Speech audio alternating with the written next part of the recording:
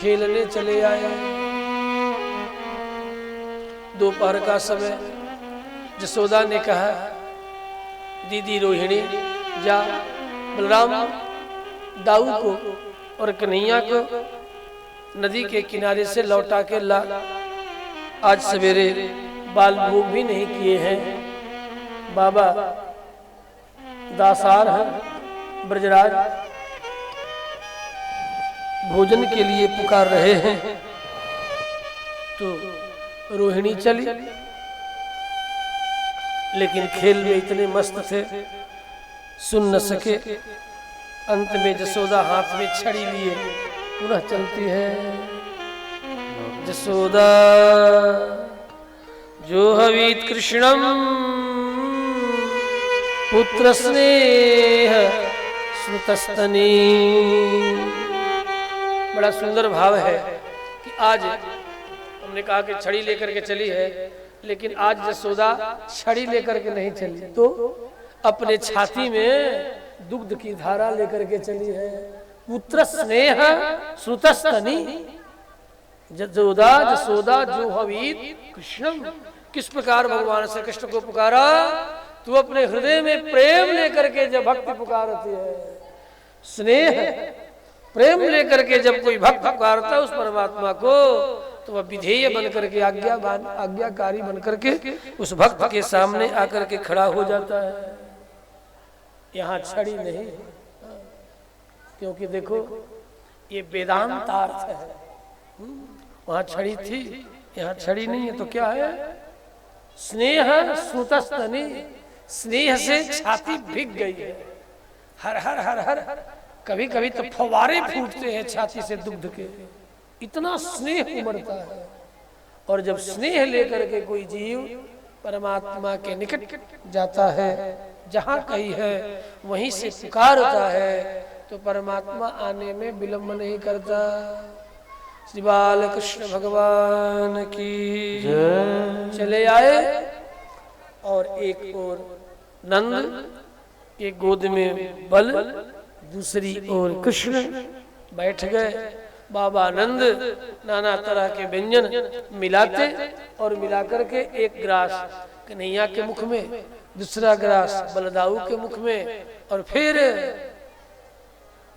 अपने मुख में खिलाते हुए गाते। क्या गाती हैं? आज इधर की देवियां गाती है कि नहीं? बालों को खिलाते समय कुछ गाती हो कि नहीं? लोरियां गाती हो ना?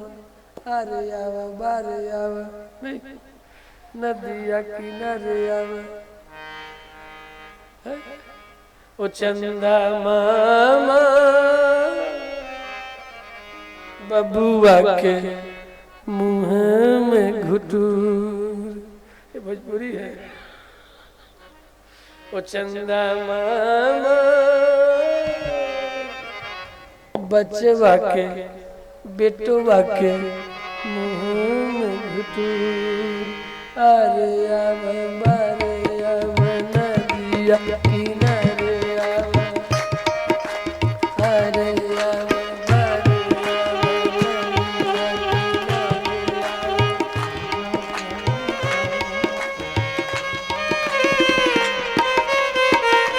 किनारे आव। चंदा मामा बबुआ के मुंह में घुटूर। चंदा मामा बबुआ के मुंह में घुटूर। ये तो लीला का अनुभव कर रहे हैं ना। गीत और संगीत केवल भाव को प्रकट करने के लिए, जिसे हम शब्दों में न प्रकट कर पाऊं, उसे गीत के द्वारा, संगीत के द्वारा उन भावों को प्रकट कर दो। और इतने से ही बात समझ में आ गई ना कि मैया जसोदा कितना प्यार से भर के, बाबा नंद प्यार में भर करके गोद में लिए और नित्य इस तरह बाल कृष्ण और बलदाऊ को खिलाया करते हैं। तब तक आज गाय चराने वाला एक सेवक आ गया और आकर के बाबा नंद से कहने लगा, बाबा हाँ क्या बात है? बाबा इधर तो आइए, बता तो सही। ओ हाँफ रहा ऊपर से नीचे तक। ऊर्ध्व श्वास ले रहा है। क्यों, क्या हुआ बाबा? तब तक धड़ाम से गिर पड़ता है। बता तो क्या हुआ बाबा? महावन में झुंड के झुंड बाघ चले आए। बाघ चले आए? हाँ। गायों को पकड़ा तो नहीं, लेकिन आज तो किसी तरह गायें बच गई, झुंड के झुंड आपस में रक्षा करती हुई। लेकिन इतनी संख्या में ये बाघ आए हुए हैं लकड़बग्घे कि अगले दिन से हम लोगों को भी क्या पता कब खा जाएं। अब तो बाबा आनंद के रोंगटे खड़े हो गए। अब क्या होगा? इतने में बड़े भैया अभिनंद जो लाक्षणिक है, न्यायिक है, हवाओं के रुख को देख करके बता देते हैं कि इतने महीने बाद इतने बज करके इतने मिनट पर इतनी वर्षा होगी। हवाओं के गति को देख करके बताने वाले लाक्षणिक हैं, उस समय के मौसम विज्ञानी हैं। नाम है अभिनंद। अभिनंद ने कहा, नंद चिंता मत कर। क्यों न चिंता करूं? ये लकड़बग्घा पता नहीं कहां से झुंड के झुंड आ गए। चिंता की जरूरत नहीं। यहां से बस 1 योजन की दूरी पर, 4 कोस की दूरी पर कलकल निनादनी भगवती जमुना, बगल में गिरिराज, ऊंची ऊंची ऊंचे ऊंचे वृक्ष, गुफाएं, लंबी लंबी घास, गायों के खाने के लिए खूब जगह जगह बन ही बन है। कहीं मुंज बन है, कहीं आम्र बन है, कहीं महुए का बन है, कहीं कटहल का बन है। बन ही बन है जहां लोग उसे बन ही बन होने के कारण वृंदावन कहते हैं। वृंदावन धाम को वास भलो, जहां पास बहे जमुना पटरानी। नंद तुम चाहो तो सारे ब्रजवासियों को, गायों को लेकर के इस गोकुल को छोड़ करके उसी वृंदावन को चला जाए। कि भैया आप जब कह रहे हैं तो अवश्य ही चला जाए। आज ही शाम को तैयारी हो गई और अगले ब्रह्म मुहूर्त में नंद के छोटे भाई सुनंद और नंदन सारी व्यवस्था कर दिए। गाड़ियां तैयार हो गई, सारे बाल मित्र, सारे ब्रजवासी गाड़ियों पर बैठ करके ब्रह्म मुहूर्त में यात्रा शुभ मानी जाती है। सब चल पड़े, आओ हम सब भी मन से वृंदावन को चलें। चलेंगे? कौन कौन वृंदावन गया है? इसमें वृंदावन कौन कौन गया है? कोई गया है? हाथ उठाओ। कौन कौन वृंदावन गए? एक मैं उठा दिया अपना, मैं गया हूँ चूंकि इसलिए उठा दिया। आप गए वृंदावन? गए? अच्छा, ये भी वृंदावन गए। और इधर कौन कौन वृंदावन गया है? नहीं, 2 4 5 लोग हैं वृंदावन गए। चलो सभी वृंदावन चलो मन से, हैं? तन से नहीं गए तो आओ मन से वृंदावन चले। तन से जाने का जो वृंदावन का फल है वही मन से भी जाने का फल है। 4 तरह के तीर्थवासी होते हैं। एक तो जो जन्म पाते हैं, एक जो मन से स्मरण करते हैं, एक जो आते जाते रहते हैं, एक जो जन्म तो नहीं पाए लेकिन जहां हैं वहीं से तीर्थ का स्मरण करते रहते हैं। वे भी धाम के निवासी कहे जाते हैं। तो आओ हम सब भी आज यही ग्राम महेशपुर में बैठ करके ही वृंदावन वासी बन जाए। चलो मन श्री वृंदावन धाम रे, चलो मन श्री वृंदावन धाम। रटे जा श्यामा जू को नाम, मिले जा कृष्ण मुरारी, ओढ़ के कांवरधारी। मिले जा कृष्ण मुरारी, ओढ़ के कांवरधारी। अरे मन चल वृंदावन धाम रे, मन चल वृंदावन धाम। जप जा श्यामा जू को नाम, मिले जा कृष्ण मुरारी, ओढ़ के कांवरधारी। मिले जा कृष्ण मुरारी, ओढ़ के कांवरधारी।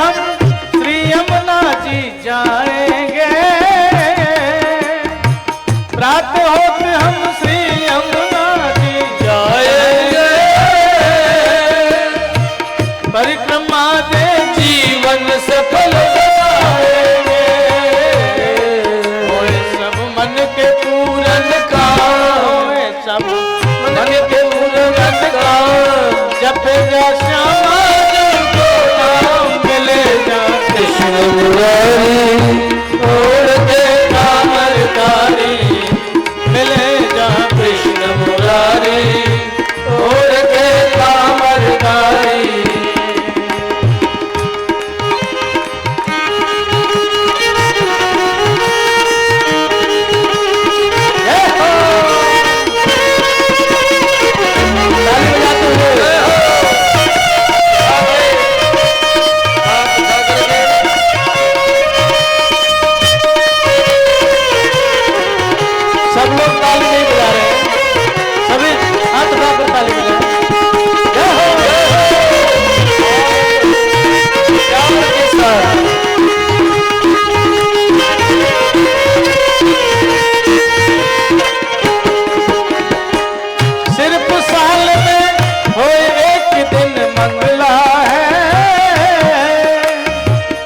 सजनित नए तेरे फूलन के बंगला है,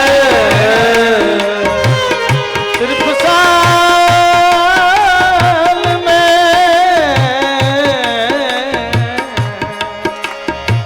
सिर्फ साल में हो एक दिन मंगला है।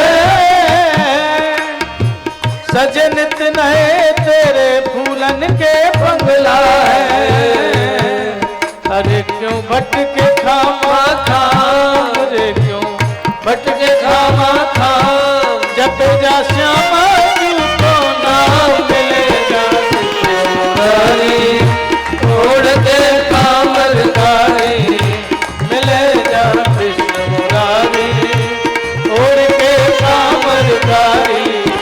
अरे मन चल वृंदावन धाम, मन चल वृंदावन धाम, रटे जा श्यामा तुमको नाम मिले जा कृष्ण मुरारी ओढ़ के कामरकारी मिले जा कृष्ण मुरारी ओढ़ के कामरकारी। अरे मन चल वृंदावन धाम।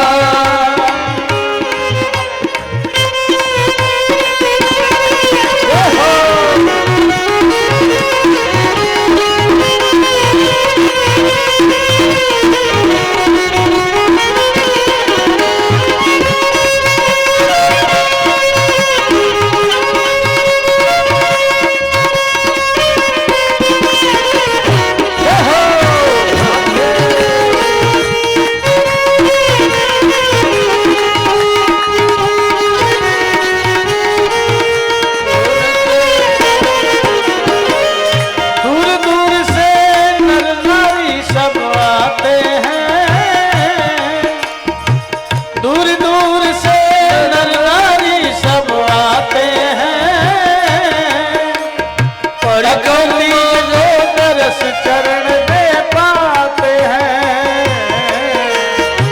अक्षय तीज को तरस चरण दे पाते हैं।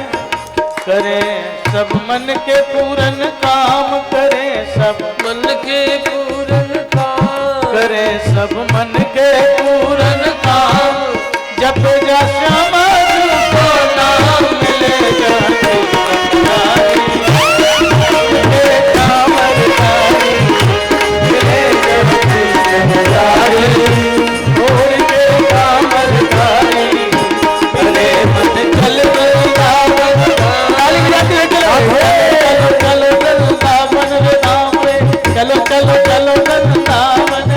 कौन कौन सब बोले ताली बजाते हुए।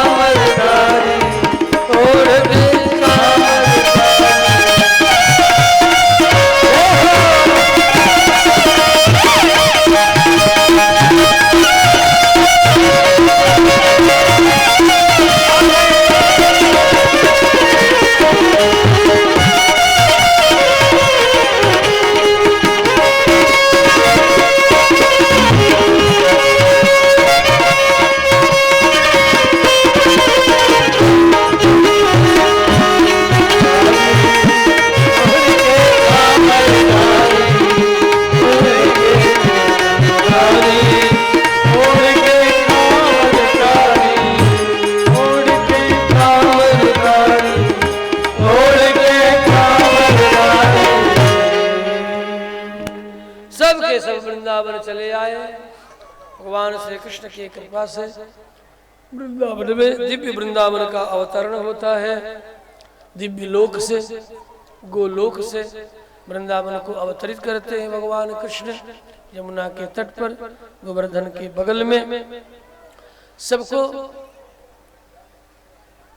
भगवान कृष्ण ने घर दिया।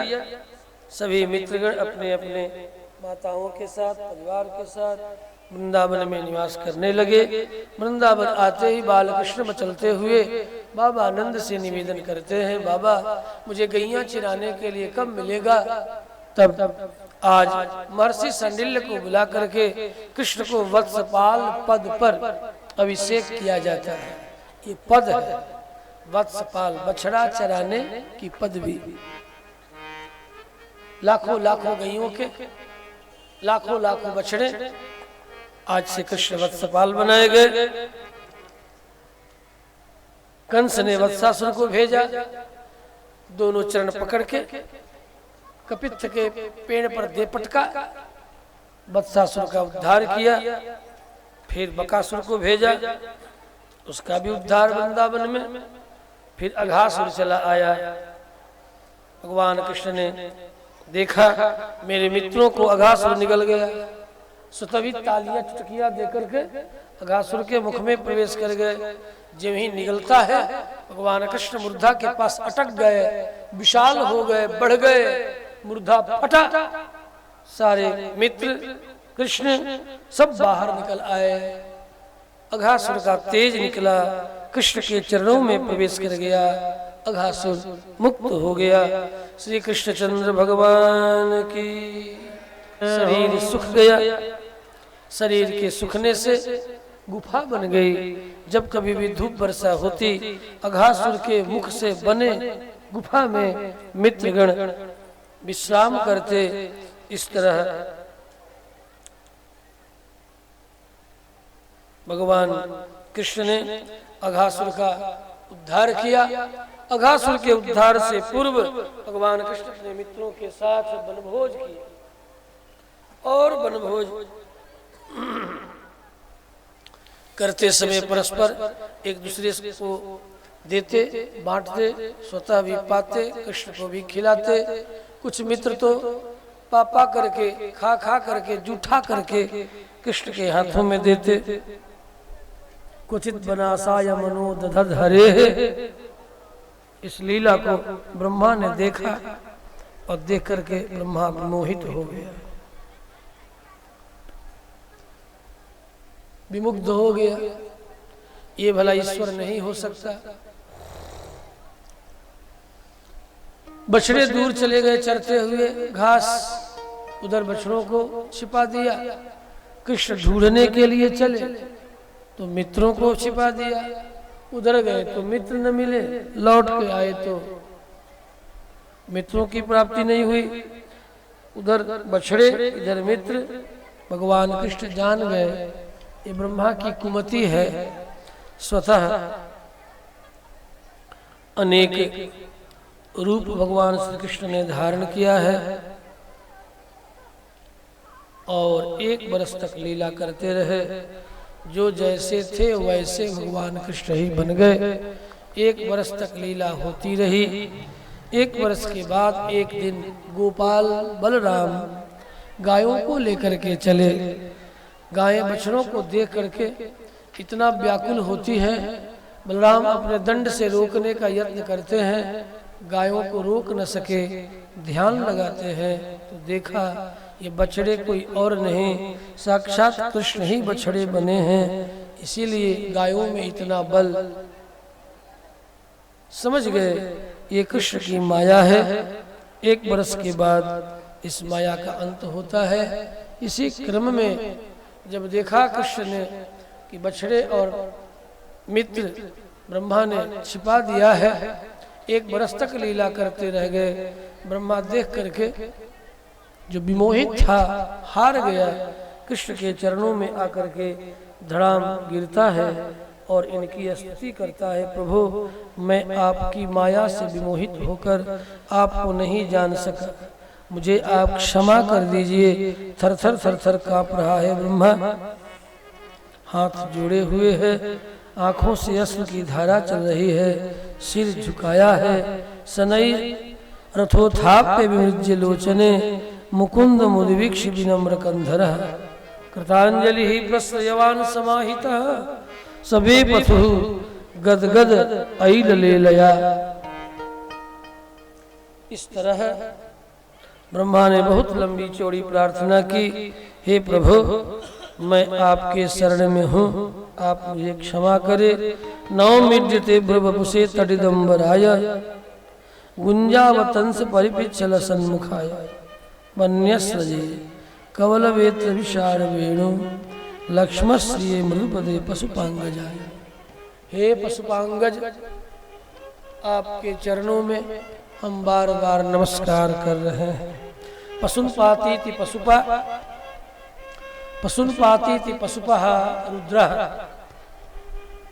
स रुद्रः यस्य अंगजः ब्रह्मा सोपि ब्रह्मा यस्य अंगजः सः कृष्ण। पशुपातीति पशुपांगज, पशुपांगज कृष्ण तस्मै पशुपांगजाय नौमी। ऐसे जिनके ब्रह्मा जैसे ज्येष्ठ पुत्र हैं, ऐसे हे कृष्ण आपके चरणों में नमस्कार। मतलब मैं आपका पुत्र हूँ, अपने बेटा को अपराध किए जाने पर भी क्षमा कर देना चाहिए। मैं आपका बड़ा बेटा समझ नहीं पाया, इसलिए मुझे आप क्षमा कर दीजिए। हे शुद्ध सत्वमय विग्रह प्रभु ते भ्रवपुषे तटिदम्बराय तटिद विद्युत ज्योति स्फुलिंगित दिव्य वस्त्र धारण करने वाले हे कृष्ण, आपके चरणों में बार बार नमस्कार है। आपकी कृपा का अनुसत चिंतन जो लोग करते रहते हैं और अपने किए गए प्रारब्ध कर्मों का फल भोगते रहते हैं, वे अंत में जो आपकी प्रतीक्षा करते हैं मन वचन कर्म से, वे अवश्य ही आपकी कृपा का पात्र बनते हैं, इसमें तनिक भी संदेह नहीं है। लेकिन जो श्रेयः स्तुतिं भक्ति मुदस्यते विभो, हे विभो, भक्ति को छोड़ करके जो व्यर्थ ही भूसी कूटते हैं, केवल बोध लब्धये। देखो भैया, 5 तरह के जीव होते हैं, है ना। एक केवल जीव है, केवल जो कैवल्य चाहता है। कैवल्य चाहने वाले जीव भूसी कूटते हैं। भूसी कूटेंगे तो हाथों में फफोला और शरीर पर पसीनों की बूंदे, यही मिलना है। भूसी कूटने से तो धान मिलना है नहीं। तो केवल बोध लब्धये, यह केवल जीव ते, ऐसे जो केवल जीव हैं, कैवल्य को प्राप्त करने वाले, भूसी कूटने वाले हैं, वे आत्म सुख से वैसे ही सुखी हो जाते हैं जैसे कोई हड्डी, श्मशान में हड्डी कुत्ता अपने मुख में डाल ले और डाल करके cut cut cut cut cut cut करता है, तो उसके चर्मों से रक्त की धारा चलती है। तो सोचता है कि इसी हड्डी से रक्त मुझे पीने को प्राप्त हो रहा, फिर cut cut cut cut cut मारेगा, फिर कहीं कटेगा, फिर रक्त पिएगा। ठीक कैवल्य मोक्ष को चाहने वाले जीवों की यही दशा है। मसान की हड्डी के तरह उनका सुख है। इसलिए 5 प्रकार के जीवों में पहला जीव है नित्य, दूसरा जीव है मुक्त, तीसरा जीव है बद्ध, चौथा जीव है केवल और 5वां जीव है मुमुक्षु। यही है अर्थ पंचक ज्ञान। 5 तरह के जीवों में विश्वक्सेन प्रभृतयो अमराः नित्याः, वो नित्य जीव जो कभी भी संसार के बंधन में नहीं आते, भगवान के नित्य संकल्प से जगत में आते हैं, भगवान के साथ भी आते हैं, भगवान के आगे पीछे भी आते हैं, उनका कर्म का बंधन नहीं है। वे भगवत संकल्प से आएंगे और भगवत संकल्प से चले जाएंगे। वे नित्य कहलाते हैं। विश्वक्सेन प्रभृति प्रभृतयः अमराः नित्याः, विश्वक्सेन प्रभृति जो जीव है ये सब के सब नित्य जीव है। दूसरा है मुक्त, जिनका पहले संसार था लेकिन परमात्मा की कृपा से, महात्मा की दया से वे मुक्त हो गए, अब उनका संसार नहीं होगा, वे मुक्त जीव कहलाते हैं। तीसरे है बद्ध, जो जन्म और मृत्यु के चक्र में पड़े हुए हैं। हम सब कौन है? तो बद्ध जीव है, बंधन में पड़े हुए हैं, जन्म और मृत्यु के चक्र में उलझे हुए हैं। तभी तो जन्म मृत्यु के चक्र में उलझे नहीं होते तो काहे को हम भागवत आपको सुनाते? आपको थोड़े सुना रहे हैं, पहले तो हम अपने को सुन रहे हैं। हाँ, वास्तव में ये भागवत पहले मैं सुन रहा हूं और तब बदले में आप भी सुन ले पा रहे हो, तो सुन लो, कोई बात नहीं। क्यों? इसलिए कि जन्म और मृत्यु के चक्र में पड़ा हुआ मैं अपने आत्मोद्धार के लिए मैं भागवत की कथा सुना ही नहीं रहा हूं, सुन भी रहा हूं, कह कह करके अपने ही कहता हूं और अपने ही सुनता भी हूं। दोनों काम कर रहा हूं, कहने का भी हो, सुनने का भी। तो हम सब कौन है? बंधन में पड़े हुए जीव। अनादिकाल से अब तक परमात्मा की केवल विशिष्ट कृपा है कि आज हमें आप सबके साथ भागवत की कथा श्रवण करने को प्राप्त हो रही है। जो भागवत की कथा भगवान के दिव्य धाम को दिलाती है और बद्ध जीवों को मोक्ष दे देती है। तो अब बंधन में पड़ा जरूर हूं, लेकिन हमें कैवल्य नहीं चाहिए। हम तो बंधन में पड़े हुए जीवों के अंतर्गत होते हुए भी अब तो हम यही कहेंगे कि भागवत कह दिया, सुन लिया, सुना दिया, हे प्रभु अब संसार में पुनः न आना पड़े तो हम कौन हो जाएंगे? मुमुक्षु हो जाएंगे। अभी संसार में हैं लेकिन दोबारा संसार में न आना पड़े, उस जीव को मुमुक्षु कहते हैं। मोक्षेक्षु, मोक्षम इच्छति, यह सह मोक्षेक्षु मुमुक्षु। ऐसे पांचवा जीव मुमुक्षु है। तो यहाँ कहने वाले और सुनने वाले, अब हम लोग केवल बद्ध नहीं है, मोक्ष की इच्छा रखने वाले जीवों में हमारी गणना होगी। श्री बाल कृष्ण भगवान की जय। तो केवल बोध लब्धये, कैवल्य मोक्ष को चाहने